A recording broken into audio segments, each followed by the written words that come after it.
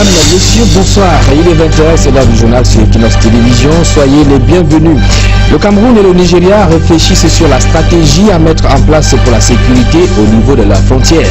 Les experts des deux pays sont réunis depuis ce jour à Yaoundé dans le cadre de la 3e session du comité de sécurité transfrontalière. Des cas de violation des droits de l'homme à l'extrême nord par des hommes en tenue viennent d'être dénoncés à Douala par le réseau des défenseurs des droits humains en Afrique centrale.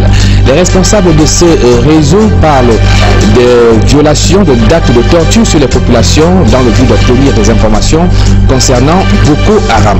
Et en sport, élection à la Fédération camerounaise de football, y a-t-il eu entente entre Tombia Roko et Atta Roberts? Eh bien, la question taraude les esprits au lendemain de la décision de la commission électorale ayant déclaré aptes seules les listes de ces deux candidats à prendre part au scrutin prévu le 25 février prochain. Quelques éléments de réponse à cette préoccupation dans la page consacrée au sport dans ce journal. A tout de suite.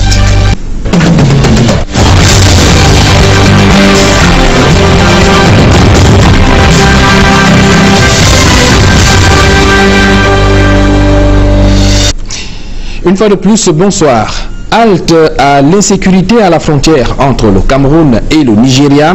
Les experts des deux pays réfléchissent sur la stratégie à mettre en place depuis ce matin à Yaoundé. C'est dans le cadre de la 3e session du comité de sécurité transfrontalière. Les précisions avec Emmanuel Job et Marcelin Ganson. Le Cameroun et le Nigeria ont mal à leurs frontières. La plus grande menace de l'heure est entretenue par Boko Haram, qui procède à des attaques terroristes au Nigeria et effectue des incursions meurtrières en territoire camerounais. Difficile dans ces conditions de trouver le sommeil alors que la secte islamiste continue d'installer au niveau de nos frontières un climat de peur et de terreur.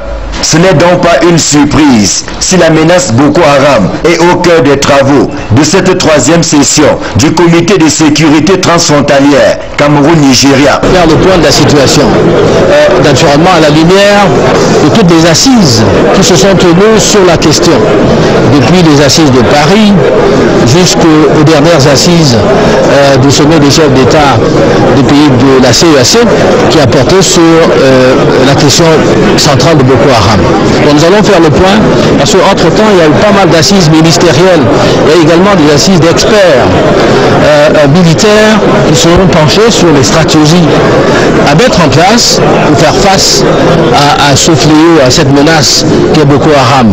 Mais Boko Haram, bien que ses exactions soient au cœur des préoccupations, n'est pas la seule menace à la sécurité au niveau des frontières camerouno-nigérianes. Le comité transfrontalier s'occupe d'autres questions qui vont toucher la piraterie, qui vont toucher le grand banditisme, qui vont toucher la contrebande, qui vont toucher les questions de transhumance de bétail entre le Cameroun et le Nigeria, qui vont évoquer également quelques conflits entre les communautés des deux frontières, l'objectif étant de rapprocher les peuples nigérians et camerounais et de mettre en place une plateforme de coopération qui permette à ces deux pays d'œuvrer ensemble à leur développement et à leur progrès. Pendant 3 jours, il sera question pour les experts du Cameroun et du Nigeria de mesurer le chemin parcouru sur le terrain de la sécurisation de leurs frontières communes.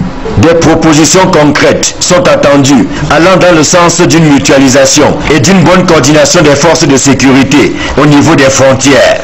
La paix, si chère au développement des deux pays, doit être sauvegardée, et ce, quel que soit le prix à payer. Eh bien, toujours dans le cadre de la lutte contre Boko Haram à l'extrême nord Cameroun, on parle de ces hommes en tenue qui seraient impliqués dans les violations des droits de l'homme. Selon une étude menée par un réseau des défenseurs des droits humains, eh bien, ces hommes en tenue auraient procédé à des pillages et même des tortures des personnes de cette partie du pays dans le but d'obtenir des informations sur Boko Haram. Il s'agit d'une thèse défendue ce jour à Douala par le réseau des défenseurs des droits humains en Afrique centrale. Les précisions avec Auréole Choumi et Dallas Chana. Les images de certains citoyens camerounais qui auraient été exécutés par les forces de défense sont assez choquantes. Pour des raisons de sensibilité, nous avons choisi de ne pas les diffuser. Il y a des exactions sommaires, parce que c'est déjà, il faut commencer par là. Il y a des exactions sommaires. Vous avez eu quelques noms. Il y a des pillages de certains éléments de l'armée. Je dis bien certains, parce qu'il ne faut pas qu'il y ait confusion, c'est pas tout le monde. Le réseau des défenseurs des droits de l'homme en Afrique centrale dit avoir mené un travail sur le terrain des opérations au septentrion du pays. Nous souhaitons que l'État du Cameroun, qui protège les populations, n'est-ce pas, prenne à bras le corps tout ce que nous disons et, n'est-ce pas, mettre en place des mécanismes, n'est-ce pas, pour accompagner toutes ces populations-là qui souffrent. Cette organisation qui couvre 8 pays d'Afrique centrale croit savoir que la gestion de cette guerre au regard du droit international humanitaire pose un réel problème. Il y a des réfugiés qui vivent dans des conditions assez atroces, des déplacés, des jeunes filles et des femmes qui sont violées mais qui ne diront pas un mot. Elle signale de nombreux cas d'actes de torture à l'encontre des suspects dans le seul but de leur extorquer des informations ou des renseignements. Nous avons pensé qu'au nom de la lutte contre Boko Haram, on ne peut pas oublier les populations et les droits humains. Toujours selon le REDAC, lors des bouclages des villages Magdema et Guidivik, plusieurs personnes auraient été arrêtées et conduites à la Légion de gendarmerie de l'extrême nord. Parmi elles, plus d'une cinquantaine est morte asphyxiée dans les cellules et enterrée dans une fosse commune. Pour l'organisation humanitaire, le caractère asymétrique de la guerre ne saurait servir de prétexte pour justifier le moindre cas de violation des droits humains. Restons dans la capitale économique pour parler cette fois de ses habitants de Songa Boko, c'est dans l'arrondissement de Douala 3e, qui vivent désormais sous le coup d'un déguerpissement imminent. Eh bien, ces populations sont sorties en masse ce mercredi pour s'insurger contre des plaques portant mention terrain privé implantées devant leur domicile par un groupe de personnes. Voyons tout cela dans ce reportage de Flavien Valondongo et Warren Zede. La tension est vive au quartier Songamboko à Village. C'est dans l'arrondissement de Douala 3e. Les habitants de cette localité s'insurgent contre l'implantation de plaques portant la mention terrain privé devant leur domicile par un groupe de personnes non identifiées. Nous, on n'était que des femmes. Ils viennent maintenant, ils implantent leurs choses ici en disant que nous, on doit quitter. Que le terrain là a été vendu. Cette action embarrassante et qualifiée d'arnaque par les habitants du quartier est accompagnée d'une copie du titre foncier, visiblement en déphasage avec celui remis aux premiers occupants de la parcelle de terre désormais litigieuse. C'est un document dont le titre foncier date seulement de 15 jours, qui commence du 17 mai 2011 et le titre foncier sort le 1er juin 2011. Non, très faux, parce que ce document dit que ce monsieur a 1 hectare 8 à 300 centières au lieu d'Imboko, quartier Bassa. Or ici nous sommes à Songamboko. Donc c'est vraiment de l'arnaque foncière. Les mises en cause restées injoignables auraient promis de revenir achever le travail débuté. Des sources révèlent que le terrain en question aurait été vendu à plusieurs acheteurs avec la complicité du chef de quartier, méprisant ainsi ses administrés. Le dossier dépassait mon niveau, je n'étais pas informé. On ne m'a pas contacté, le chef du quartier. C'est lui qui devait m'informer de ce dossier. C'est pas. Ouais, et de ce quoi, quand les femmes sont sorties, elles ont commencé à crier. Et les groupes, comme ils avaient les machettes avec les pelles, elles ont influencé les femmes à aller entrer dans leur voiture. Joint au téléphone, le sous-préfet de l'arrondissement de Douala 3e avoue avoir intimé l'ordre au chef du quartier à ramener la paix en attendant de confronter les deux parties pour des éclairages. Seulement, ces populations visiblement sous la menace d'un déguerpissement souhaitent que l'autorité locale trouve solution avant que le pire n'arrive. Sécurité routière, le préfet du Vouri poursuit sa croisade contre les cargos à Douala. Paul Nasseri Beya vient d'étendre la mesure interdisant la circulation de ces engins aux établissements scolaires. L'autorité administrative annonce à cet effet la descente des équipes de contrôle sur le terrain dans les tout prochains jours. Le reportage de Georges Mitirandam et Serge Alain Otou. Encore quelques cargos en circulation dans la ville de Douala. Le secteur de l'éducation semble avoir pris le relais. Le préfet du Vouri établit un lien direct avec ceux dont il a interdit la circulation il y a quelques mois. Certains de ces cargos se sont transformés donc en transport d'élèves ou des enfants dans les écoles. Voyez-vous que déjà l'État, pour transporter les grandes personnes, était déjà préoccupant. Maintenant, il transporte les enfants, les Camerounais de demain. On ne peut pas donc les tolérer. Depuis le 15 février dernier, la mesure préfectorale a été élargie aux établissements scolaires. Anne Bellic est fondatrice d'une école privée à Douala. J'ai suivi justement la nouvelle et la première chose c'est que j'ai décidé d'obéir à la loi parce que nul n'est au-dessus de la loi. Heureusement pour moi, mon parc automobile compte 3 véhicules, donc un cargo et 2 IAS Toyota. Donc depuis hier, j'ai pris des dispositions pour que la voiture cargo soit mise de côté et que les Toyota continuent le transport des enfants. Cette mesure a-t-elle eu le même écho partout? Nous décidons de nous rendre à Bonamoussadi, dans le 5e arrondissement de Douala, en ce début d'après-midi, et devant ce complexe scolaire, plusieurs cargos attendent leurs passagers. Nous cherchons également à savoir si l'on est au fait de la décision de Nasseri Paul Béa. Impossible d'avoir accès à la direction, des sbires s'opposent farouchement à notre présence. Quelques minutes après, des cargos de transport d'enfants s'engouffrent les uns après les autres à l'intérieur de l'établissement.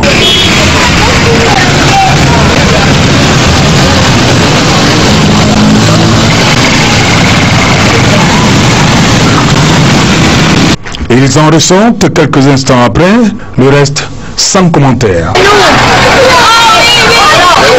Nous présentons au préfet du Vouri des images tournées la veille sur la typologie des cargos, transport d'enfants. Nous allons vérifier ça sur le terrain. Et voir si, parce qu'il y a d'autres qui n'ont même pas les clés de contact, il y a d'autres qui n'ont même pas de réservoir, il y a d'autres qui n'ont même pas de quoi fermer bien les portières, et d'autres qui n'ont même pas de bons pneus.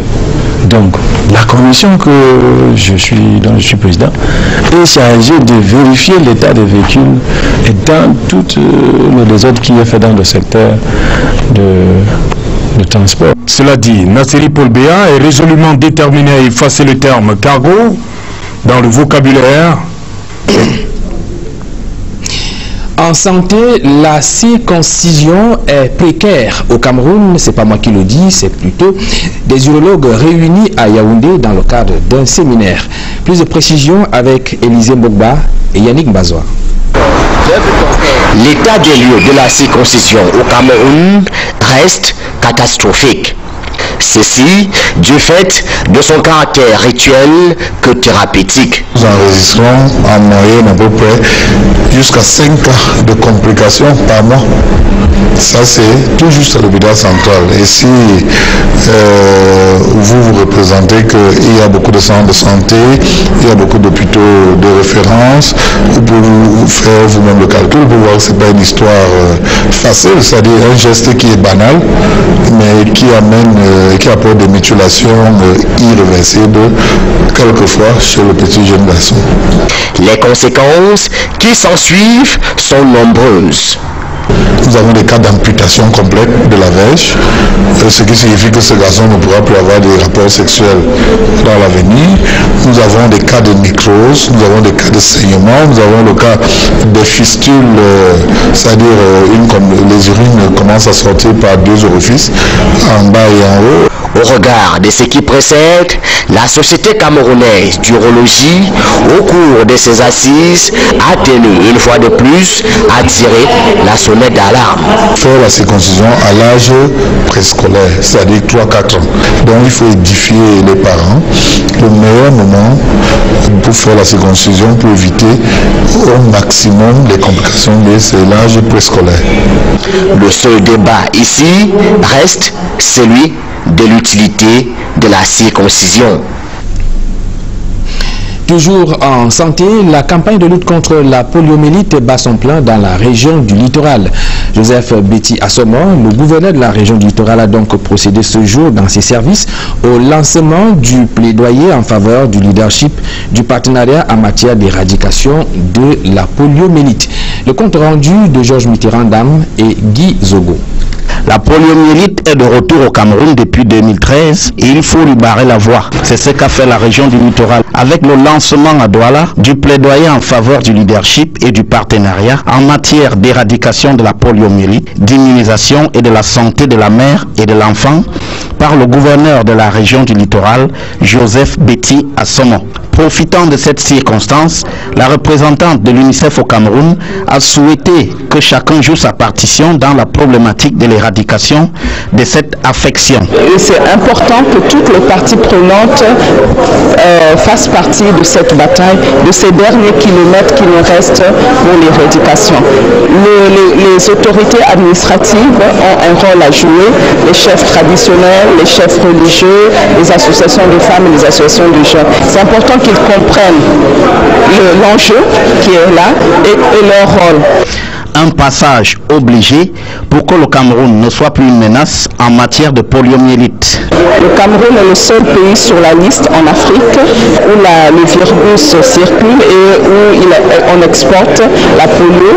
Et donc c'est important parce que si le Cameroun peut le faire, ça veut dire qu'on aura une Afrique qui sera libre de polio d'ici la fin de l'année.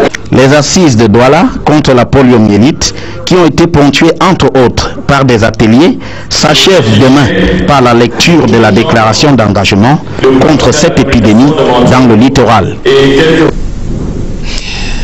410 normes seulement d'application obligatoire sur les plus de 1700 homologués. Le chiffre traduit le laxisme du Cameroun en matière du respect des normes et de la qualité. Pour inverser la tendance, l'Agence nationale des normes et de la qualité a organisé un séminaire de sensibilisation des opérateurs économiques sur les travaux de normalisation au Cameroun. Les échanges se sont déroulés dans la salle des conférences du JICAM à Douala. Et puisqu'on parle de normes et de qualité, le séminaire d'hier à Douala a donné l'occasion au directeur général de la Nord de s'exprimer sur la polémique qui enfle autour de la commercialisation de l'huile de choza Jadida. D'aucuns accusent les importateurs de cette huile de publicité mensongère en présentant des vertus dont ne disposerait pas ce produit. Voici à cet effet les explications de Charles Boto-Angon. Il est le directeur général de la Nord au micro d'Equinox Télévision. L'huile Jadida dispose effectivement d'un certificat de conformité délivré par la Nord. Le certificat de conformité que Jadida a eu fait suite aux analyses qui ont été faites dans un laboratoire. Et moi, directeur général de la Nord, je ne peux pas signer un certificat de conformité si je n'ai pas eu les résultats des laboratoires qui me disent que ce produit est propre à la consommation humaine. Mais seulement, les importateurs de l'huile Jadida ont mis en place une publicité agressive qui est de nature aujourd'hui à induire les utilisateurs en erreur. La même huile peut être utilisée plusieurs fois et chauffée à une température qui, si elle excède le seuil prescrit par la norme, peut causer des problèmes pour la santé. Si, il dit bien si. Alors ça, il faut dire ça aux utilisateurs des huiles. Les informations au-delà de nos frontières nous conduisent au Sénégal où le procès de Karim Wade est sur le point de connaître son dénouement. Le pays, le Sénégal, aura donc souffert politiquement de ce procès intenté contre le fils de l'ancien président Abdoulaye Wade qui est donc poursuivi pour enrichissement illicite. Notre reporter Éric Fernand Kouamou a rencontré l'avocat de l'État sénégalais dans cette affaire à Dakar. Lorsqu'il était à Dakar, je propose de suivre ce reportage. Écoutez, moi j'ai confiance en la justice de mon pays. Je l'ai fait moi-même à plusieurs reprises. C'est incontestable. Karim Wade est devenu un colis politique encombrant pour le régime de Dakar. À bien d'égards, le feuilleton judiciaire contre le fils de l'ancien président du Sénégal est une équation nationale qui soulève la poussière politique. Entamé depuis des mois, le procès de Karim Wade, poursuivi pour enrichissement illicite, représente aujourd'hui pour le Sénégal un élément d'attention. Pour marquer sa désapprobation du déroulé de ce procès, son père, Abdoulaye Wade, avait rejeté l'invitation d'assister au dernier sommet de la francophonie tenu à Dakar. Objectif, réaffirmer sa posture, rester inchangé jusqu'ici. C'est un procès politique. Moi, je suis avocat de l'État dans ce dossier. Je pense que c'est normal quand on veut défendre son fils. C'est humain. N'importe qui aurait dû aussi défendre son fils. Je le comprends. N'importe qui aurait déployé d'énormes moyens, des efforts inhumains même pour tirer son fils d'affaires, pour sauver son fils. Je le comprends, hein. Je le comprends. Parce que quand même, son fils est accusé, est lourdement accusé, et il craint le verdict. Malgré la manipulation de l'opinion, malgré les meetings, les discours, la vérité est têtue.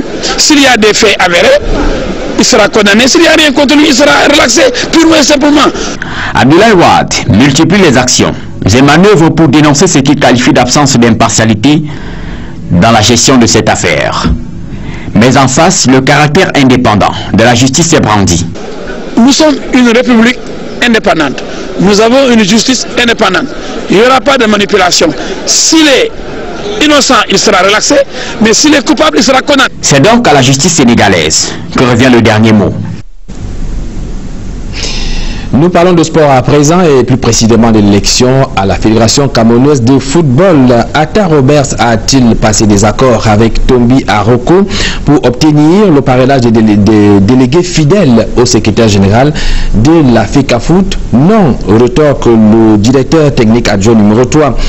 Mais pour certains observateurs du football camerounais, les démêlés actuels de Tombi Aroko avec la justice auraient dû amener le comité de normalisation à invalider sa candidature. Sylvestre Hippolyte Zangao. Atta Robert Beaza a-t-il été trop fort ou très convaincant pour rallier à sa cause les délégués jusque-là fidèles à Tombi Aroko Sidiki? Si la réponse à l'interrogation n'est sans doute détenue que par le concerné lui-même, il n'est pas osé de penser que les délais dans lesquels le directeur technique national adjoint numéro 3 a réussi à mettre à jour sa liste pour obtenir un oui de la commission électorale de la FECAFOOT pour être candidat au poste de président de l'instance fêtière du football camerounais était assez réduit.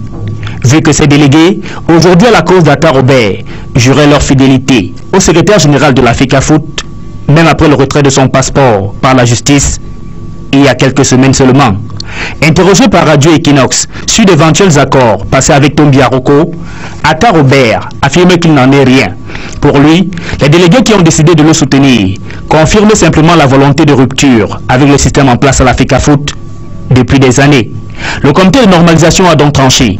Sont déclarés candidats pour l'élection du président de la Fédération camerounaise de football le 25 février 2015, Atta Robert Beaza et Tombi Aroko Sidiki.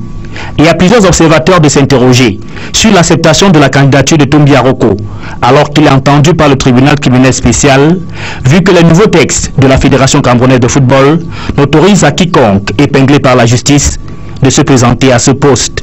Sur la question, des hommes de droit affirment qu'en l'état, Tombi Aroko est juste entendu et pas condamné.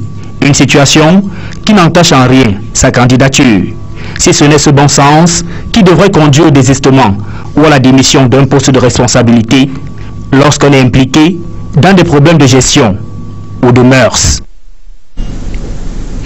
Eh bien, quittons donc les batailles autour de l'élection à la FECAFOOT pour parler cette fois-ci de football sur le terrain. 3 matchs en retard de la deuxième journée de Ligue 1 de football se sont disputés ce mercredi après-midi à Limbé.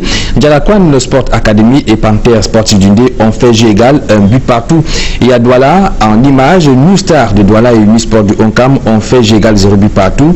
Et en seconde rencontre, le promu Botafogo de Douala a battu APGS Dunfou sur le score de 2 buts à 1. Cette deuxième journée, entamée le mercredi 11 février dernier, sera bouclée demain jeudi à Banjul avec l'affiche Football Club de Baham contre Cosmos Dumbam.